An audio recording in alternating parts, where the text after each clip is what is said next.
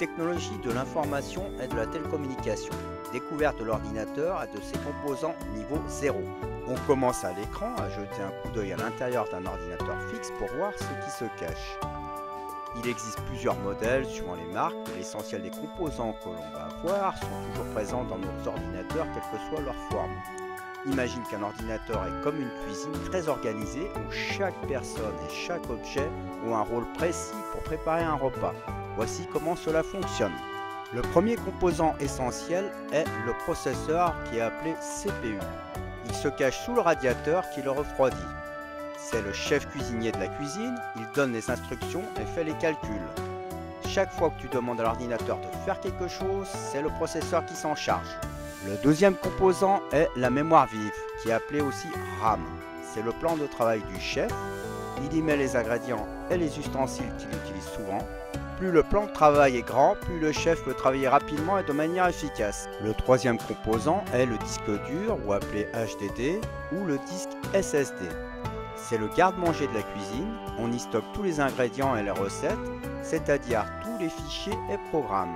Le disque SSD est plus rapide que le disque dur traditionnel.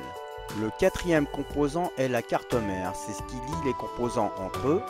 C'est la cuisine elle-même où tous les éléments sont connectés. Elle permet au chef, processeur, au plan de travail RAM et au garde-manger, disque dur SSD, de fonctionner ensemble. Le cinquième composant est l'alimentation électrique, ou encore appelée PSU. C'est l'électricité qui alimente toute la cuisine. Sans électricité, rien ne peut fonctionner. Le sixième composant est la carte graphique, ou appelée GPU. Elle intéresse particulièrement ceux qui jouent aux jeux vidéo.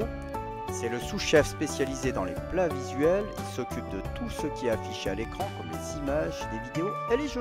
Le septième composant est le système d'exploitation, ou encore appelé OS, Operating System. C'est le livre de recettes du chef. Il explique comment préparer chaque plat ou effectuer chaque tâche. Les systèmes d'exploitation courants sont Windows, macOS et Linux. Et enfin, il reste les autres composants qu'on appelle les périphériques. Ce sont les outils de cuisine que tu utilises pour interagir avec l'ordinateur, par exemple le clavier pour écrire des instructions, la souris pour pointer et cliquer, l'écran pour voir ce que tu fais. Pour résumer, un ordinateur fonctionne comme une cuisine bien organisée où chaque élément a un rôle précis pour accomplir des tâches. Le processeur, le chef, fait les calculs et donne les instructions. La mémoire vive, le plan de travail, garde les données temporaires et le disque dur ou SSD, le garde-manger, stocke tout le reste. Tous ces éléments sont connectés par la carte mère qui est la cuisine et l'alimentation électrique qui permet à tout de fonctionner. Enfin, la carte graphique s'assure que tout ce que tu vois à l'écran est clair et net et le système d'exploitation donne les instructions nécessaires pour que tout se passe bien. Merci d'avoir suivi cette vidéo. Si vous avez aimé, n'hésitez pas à liker et à vous abonner pour en savoir plus sur les technologies qui façonnent notre avenir.